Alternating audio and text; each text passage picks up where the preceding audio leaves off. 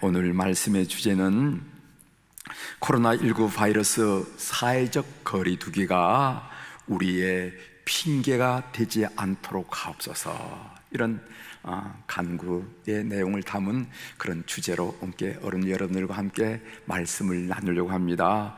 코로나19 바이러스 이 사회적 거리두기가 우리의 게으른 신앙생활에 핑계, 변명이 되지 않도록 주님 도와주옵소서 하는 그런 간구의 내용을 함께 나누면서 은혜를 나누려고 합니다. 요한복음의 말씀을 계속합니다. 오늘 이제 요한복음 19장의 말씀을 전하니까 요한복음 전체가 21장이거든요. 그래서 앞으로 두세 번 정도 하면은 요한복음 강해 설교를 마칠 수 있지 않을까 이렇게 생각합니다. 본문에 나오는 사람이 빌라도라는 사람이 나오는데, 이 빌라도는 사도신경을 통해서 전 세계 수억의 기독교인들이 지난 2000년 동안, 아니 앞으로도 계속해서 예배 때마다 정죄받을 대상이었습니다.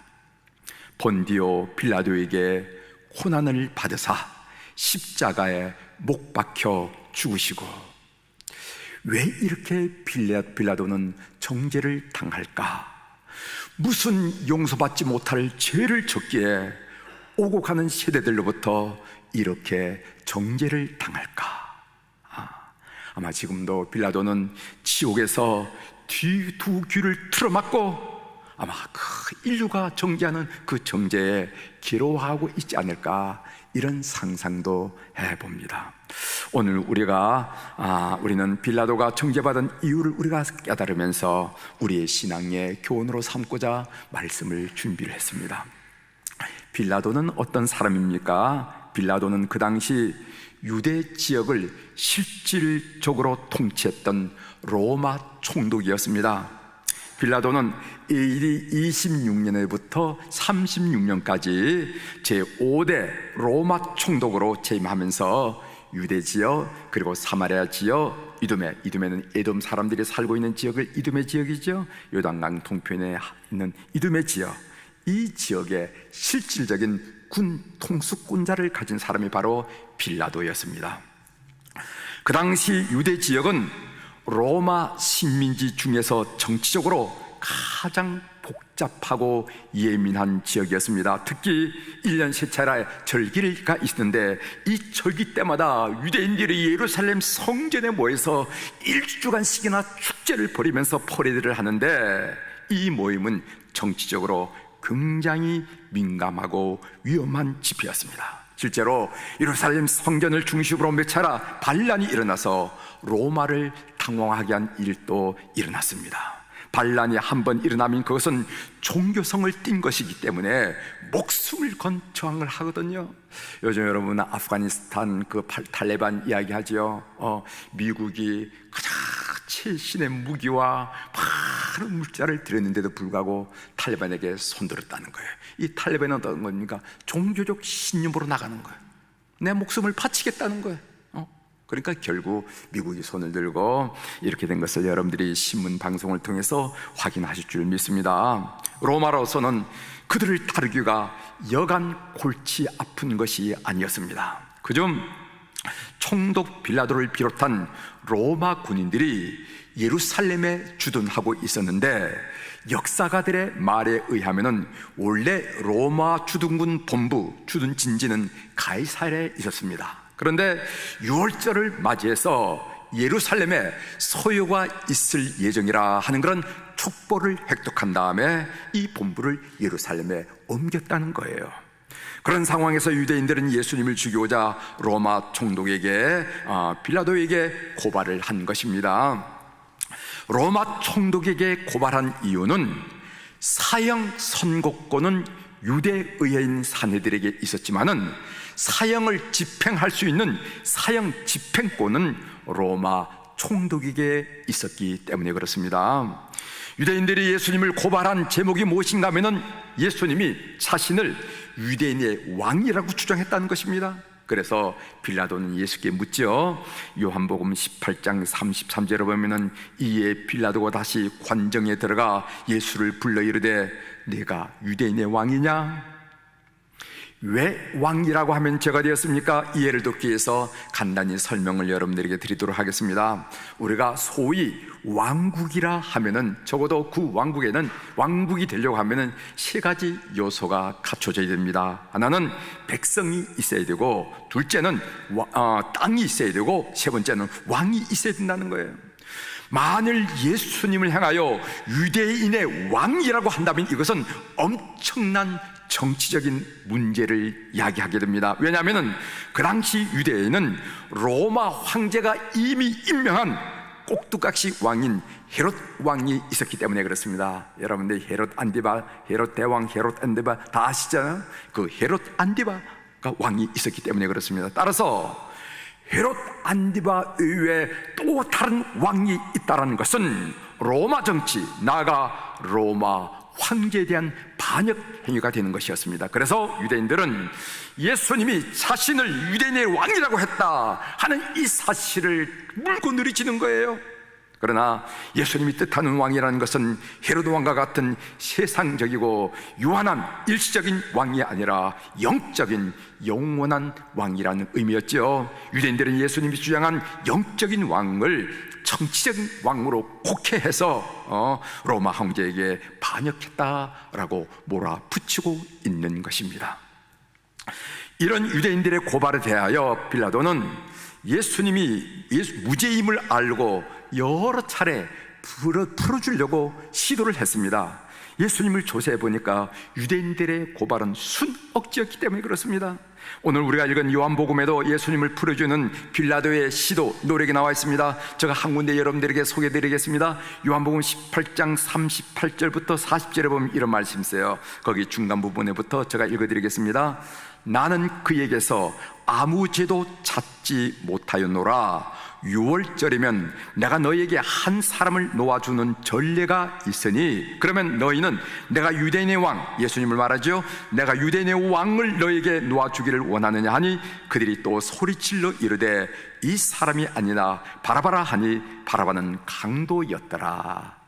이런 말씀을 제가 읽어드렸습니다. 이 말은 나는 예수를 신문하고 조사를 해도 아무 죄를 찾지 못했다.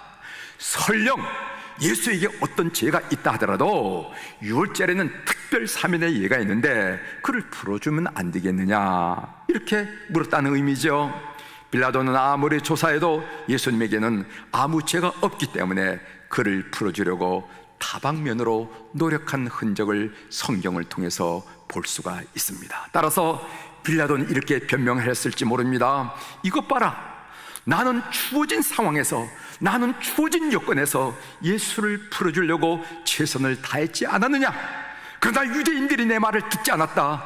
책임이 있다면 그것은 유대인에게 있다. 내가 이렇게 정죄받을 이유는 없다. 이것은 정말 억울하다. 나에게도 할 말이 있다. 아마 이렇게 말하고 있을지는 모릅니다. 그러나 오고 가는 기독교인들은 이런 빌라도의 변명에도 불구하고 본디오 빌라도에게 고난을 받으사 십자가에 못 박혀 죽으시고 라고 변함없이 정죄를 하고 있는 것입니다. 그 이유가 무엇일까? 빌라도가 정죄받아야 할 이유가 무엇일까? 빌라도가 정죄받을 이유를 오늘 여러분들께 설명해 드리는데, 첫 번째로는 진리를 알매도, 진리를 모르는 것이 아니라 진리를 알매도 그는 진리를 애면했다. 두 번째로는 일시적인 영달을 위해서 영원한 진리를 포기했다. 그리고 세 번째로는 사람이 두려워서 하나님을 두려워하지 않았다 하는 그런 이야기를 오늘 여러분들 드리면서 오늘 이 말씀이 우리에게 주는 의미, 이것을 한번 새겨보려고 합니다. 첫 번째로, 빌라도는 진리가 왜곡되는 현실을 보고도 침묵했습니다. 오늘 마태복음 27장 18절에 보면은 이는 그가 그들의 시기로 예수를 넘겨준 줄 알미더라 하는 그런 말씀이 평행구절에서 발견할 수가 있는데, 이는 그가, 빌라도가 그들의 시기, 유대인들의 시기로 예수를 넘겨준 줄 알미더라. 빌라도가 알았다는 것입니다. 그는 알면서도 침묵했습니다. 빌라도에게는 진리를 방어할 권력도 있었고 주의도 있었고 능력도 있었음에도 불구하고 침묵했어요. 성경은 이런 빌라도의 태도를 정죄하고 있다는 것입니다. 만일 빌라도가 자기에게 주어진 권력, 지위, 능력을 발휘하여 진리를 방해했다면 어떻게 됐을까요? 즉 예수님을 고발한 대상 가야바의 일당을 불러놓고 나는 아무리 조사하고 신문을 해봐도 예수에게서 죄를 발견할 수 없었어. 따라서 예수를 무죄로 석방하오. 만일 앞으로 예수를 무고히 고발한 자는 로마법에 의거하여 책임을 물을 것이요 라고 했더라면 어떻게 되었을까요? 어떻게 이렇게 할 수 있을 정도의 권력과 지위가 주어져 있음에도 불구하고 그는 진지 침묵하고 말았다는 거예요. 여러분, 성경을 읽다 보면 재미있는 내용들이 많이 있는데 오늘 저는 다니엘서에 있는 말씀을 여러분들에게 소개해 드리려고 합니다. 다니엘서에 보면은요, 파사 페르시아의 다리오 왕이 다니엘을 참 사랑했습니다. 많이 아끼고 극진히 사랑했어요. 그러다 보니까 주변에 다니엘을 시기하는 무리들이 일어났습니다. 이방인 왜 왕이, 대왕이 이방인 다니엘을 저렇게 사랑할까, 저렇게 아낄까? 그러니까 그 본토배기들이 그냥 웅성웅성 일어났다는 거예요. 그 시기하는 무리들이 괴상한 법령 하나를 들고 나왔습니다. 그 법령이 뭐냐면은 지금부터 30일 동안 다리오 왕 외에 다른 태상에게 기도하면은 전부 사자굴에 집어넣는다 라는 법령, 같지도 않은 법령이었습니다. 그런데 다리오 왕은 자기를 위한 법령이라고 하니까 거기다가 사인을 했어요. 금방 문제가 생겼습니다. 다니엘은 하루에 3번씩 예루살렘 성을 창문을 열어놓고 기도하고 있었던 것입니다. 그런데 자기를 죽이고자 하는 법령이 발표되었음에도 불구하고 다니엘의 행동에는 변함이 없었어요.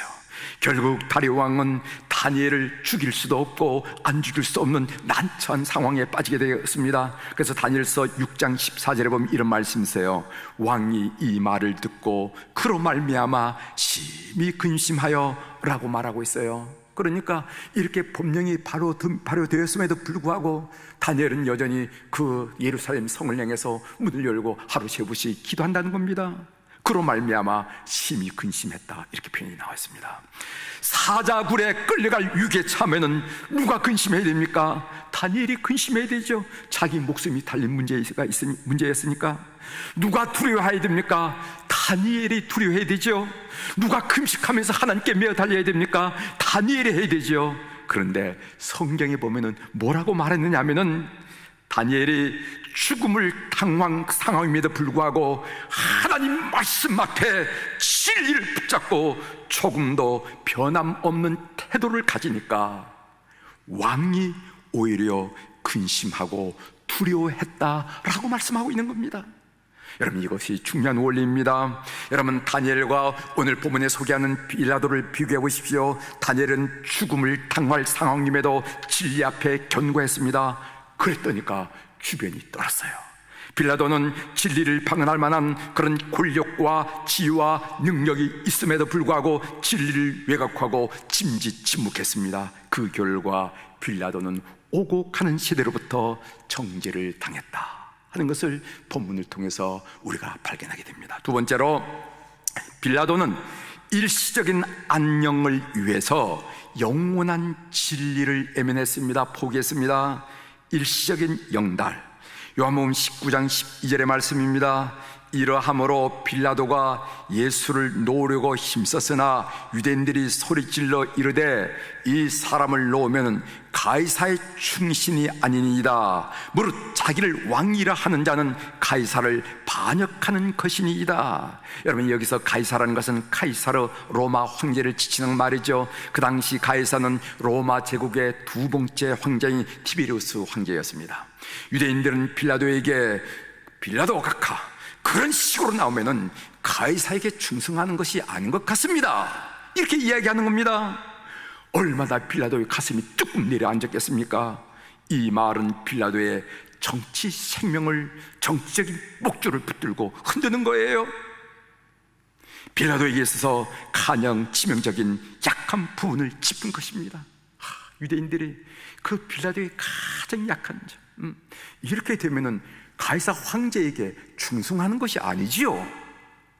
이 말에 빌라도는 순간 와르르 무너지고 말았습니다. 그는 로마 총독으로서 누리는 권력과 부와 지위와 명예의 상실에 대한 두려움 때문에 진리를 포기하고 말았다는 것입니다. 여러분, 누가 강자이고 누가 약자인지 한번 좀 살펴보시길 바랍니다. 그 당시 최고의 권력을 가지고 있던 로마 총독 빌라도가 강자입니까? 아니면 추종하는 제자 한 사람 없이 홀로 신문당하는 예수님이 강자입니까? 오늘 읽은 본문 요한복음 19장 10절에 보면은 빌라도는요, 내가 너를 놓을 고난도 있고 십자가에 못 박을 고난도 있는 줄 알지 못하느냐고 자기 권세를 은중에 은근히 과시합니다. 빌라도는 이 말을 하면서 예수님께서 이렇게 나오기를 기대했는지 몰라요. 아무렴요 총독님, 그런 고난이 있다마다요 총독님, 나는 죄인이 아닙니다. 남의 물건을 빼앗은 일도 없고 사람을 죽인 일도 없고 더군다나 로마 제국에 반역한 일도 없습니다. 오히려 굶주린 자를 먹였고 병든 자를 고쳤고 죽은 자를 살리게 하지 않는데 내가 어찌 죄인이겠습니까? 모함입니다. 사기입니다. 곽하여 통촉하여 주옵소서 하면서 허리를 굽신거리고 이렇게 나올 줄 알았겠죠. 빌라도는 이렇게 간청하기를 기다렸을 것입니다. 그렇게 함으로써 자기의 권세를 과시하고 싶었는데 예수님은 조용했어요. 살려달라는 변명이 없었습니다. 살려달라는 애원이 없었습니다. 생사의 갈림길에서 조용히 침묵하고 있으니까 오히려 빌라도가 두려워지기 시작했어요. 그래서 요한복음 19장 3절에 보면 빌라도가 이 말을 듣고 더욱 두려워하더라 이렇게 말씀하고 있어요. 이렇게 권력을 믿던 빌라도는 그 권력을 흔드니까 한없이 약한 사람이 되고 말았습니다. 반면 예수님에게 있어서는 군중의 떠들썩함이나 소요나 빌라도의 질문이 문제가 아니었습니다. 다만 예수님의 관심은 하나님 아버지의 뜻이었습니다. 예수님은 하나님께만 매어 있었어요. 하나님의 뜻에만 매어 있었습니다. 그래서 강한 자가 된 것입니다. 사랑하는 성도 여러분, 이 진리를 여러분들의 마음에 깊이 새겨두시길 바랍니다. 세상 것에 매여 있으면 그것이 권력이든지 부이든지 쥐든지 그는 약자입니다. 그러나 세상 것에 자유하고 하나님께 매여 있다면 그는 강자입니다. 빌라도는 일시적인 안녕을 얻기 위해 영원한 진리를 포기했으므로 오가는 시대로부터 정죄를 받고 있다 하는 얘기예요. 세 번째로 빌라도는 하나님보다 사람을 더 두려워했습니다. 빌라도가 오가는 세대로부터 정죄받는 이유가 무엇입니까? 그 대답을 양파 껍질을 까듯이 파고들면 결국 한마디로 이렇게 요약할 수 있는데 그것은 뭐냐면은 빌라도는 사람을 두려워하고 하나님을 두려워하지 않았기 때문이다, 이렇게 결론이 나와요. 여러분, 마가복음 15장 15절에 보면 병행구절에 이런 말씀이 있습니다. 마가복음 15장 15절입니다. 빌라도가 무리에게 만족을 주고자 하여 바라바는 놓아주고 예수는 채찍질하고 십자가에 못 박히게 넘겨주니라. 무리에게 만족을 주고자 하여. 빌라도는 사람을 두려워했습니다. 사람들의 말에 왔다 갔다 했습니다. 사람들이 자기를 살리기도 하고 죽이는 줄 알았습니다. 빌라도는 예수 처형을 결정할 때까지 무척 망설였음을 성경에서 볼 수가 있어요. 그에게 양심의 소리, 하나님의 음성이 계속 속삭이고 있었습니다. 진리는 진리고 아닌 것은 아니야. 진리는 진리고 아닌 것은 아니야. 그러나 군중의 큰 소리는 이 양심의 작은 소리를 삼키고 말았습니다. 그래서 사람에게 무릎을 꿇고 굴복하고 말았어요. 빌라도는 하나님보다 사람을 더 두려워했기 때문에 정죄를 당하고 있다 한 사실을 우리가 본문을 보면서 살펴볼 수가 있습니다. 저는 빌라도의 변명을 묵상하는 가운데 제 마음에 이런 하나님의 음성이 들려왔습니다. 변명. 코로나19 바이러스 때문에 아무것도 할 수 없습니다라고 변명하지 말라는 거예요. 코로나19 바이러스 때문에 아무것도 할 수 없습니다, 이렇게 핑계대지 말라는 거예요. 변명하지 말라는 겁니다. 좀 엉뚱하지요? 그런데 이 본문을 묵상하면서 저에게 들려진 말씀이 그런 말씀이 있어요. 우리가 영적으로 깨어있지 못함을 코로나19 바이러스 때문이라고 핑계대고 있지는 않습니까? 여러분, 그렇지 않죠? 우리가 복음 전파 사명을 감당하지 못함을 코로나19 바이러스 때문이라고 변명하고 있지는 않습니까? 여러분, 그렇지 않죠? 우리가 선교적 교회로서 하나님 나라를 확장하지 못함을 코로나19 바이러스 때문이라고 핑계대고 있지는 않습니까? 우리 사랑하는 교우들은 그렇지 않으리라고 믿어요. 훗날 이런 변명과 핑계가 있다면 우리 주님께서 우리를 향해서 뭐라고 말씀하실까? 우리에게 이런 핑계와 변명이 있다면 훗날 우리의 후대 손들은 우리를 뭐라고 평가할 수 있을까? 여러분, 초대교회 성도들은 코로나19 바이러스보다 훨씬 어려운 상황에 처했지만은요, 핑계대지 않았습니다. 그때 상황은 참으로 어렵습니다. 그 부분 한 부분만 여러분들에게 읽어드리겠어요. 초대교회 성도들이 직면한 어려움이 얼마나 어려운 건지 한번 여러분들에게 한 구절만 소개해드리려고 합니다. 히브리서 11장 36절부터 38절입니다. 또 어떤 이들은 조롱과 채찍질 뿐 아니라 결박과 옥에 갇히는 시련도 받았으며 돌로 치는 것과 톱으로 켜는 것과 시험과 칼로 죽임을 당하고 양과 염소의 가죽을 입고 유리하여 궁핍과 환난과 학대를 받았으니 이런 사람은 세상이 감당하지 못하느니라. 그들이 광야와 산과 동굴과 토굴에 유리하였느니라. 어디를 가나 시련과 박해와 죽음이 기다리고 있었습니다. 그런데 바울의 편지를 보면은 그 수많은 박해, 공개 처형들, 그리고 일상을 상실하는 일이 있다 할지라도 그것을 회복하라 하는 메시지는 한 군데도 나와 있지 않아요. 너희들 이 생활로 회복했으면 좋겠다라든가, 너희들이 좀 안전했으면 좋겠다라든가, 너희들이 좀 평안을 살았으면 좋겠다든가, 이런 표현이 없다는 거예요. 사도 바울이 강조하는 것은 오직 복음이었습니다. 예수 그리스도의 대속적인 죽음과 부활, 다시 오실 예수님의 재림, 그리스도 안에 살아가는 성도들의 삶이 어떠해야 하는지에 대한 내용이 그의 서신을 가르쳐오고 있어요. 예수 그리스도의 피 묻은 십자가, 그 원색적인 복음을 통한 구원보다 더 소중한 것은 없다는 것입니다. 그렇습니다. 그때나 지금이나 변하지 않는 것은 오직 한 가지입니다. 그것은 예수 그리스도의 복음이에요. 옛날에도 지금도 앞으로도 예수 그리스도 없이는 구원받을 수가 없습니다. 모든 시대를 통틀어 가장 중요한 진리는 복음입니다. 세상에 어떤 일이 일어난다 할지라도 우리가 놓치지 말아야 할 것은 바로 복음이에요. 코로나19, 알파, 베타, 다타, 오감마까지 나간다 하더라도, 코로나 2군이 시작된다 한다라도, 우리가 어떤 상황이 일어난다 하더라도 우리가 진정 놓치지 말아야 할 것은 바로 복음이라는 것입니다. 사랑하는 성도 여러분, 코로나19 바이러스 사회적 거리두기 때문에 복음 사역을 게을리하지 맙시다. 우리에게는 문자도 있고 전화도 있습니다. 페이스북, 카카오톡, 다양한 매체가 발달되어 있어요. 여러분, 바울 시대에는 카카오톡이 있었다면, 바울 시대에 카카오톡이 있었다면 아마 바울 사도는 카카오톡을 이용했지 뭐예요. 바울은 그 어려운 시대에 편지로 복음을 전하고 격려했는데 우리는 수많은 전달 매체를 갖고 있지 않습니까? 여러분, 제국과 천국이라는 책에 보면 이런 얘기가 나와요. 그 당시에는 서신을 뭐로 썼냐면 양피지, 양의 가죽에다가 편지를 썼거든요. 그러니까 고린도 전서를 하나 쓰고 고린도 후서를 쓰는 그 양피지를 한 짐을 져야 되는 거예요.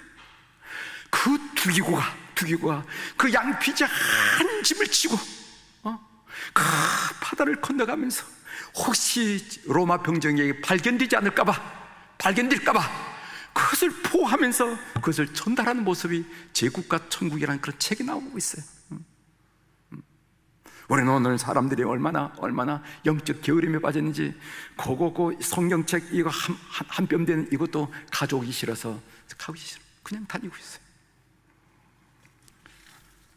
우리가 깨달은 말씀을 나누고, 우리가 들은 하나님의 음성을 나누고, 우리가 받은 하나님의 은혜를 나누고, 아름다운 복음을 전하고 격려하고 용기를 주는 좋은 내용을 우리가 우리 시대의 매체를 통해서 많이 나누십시다.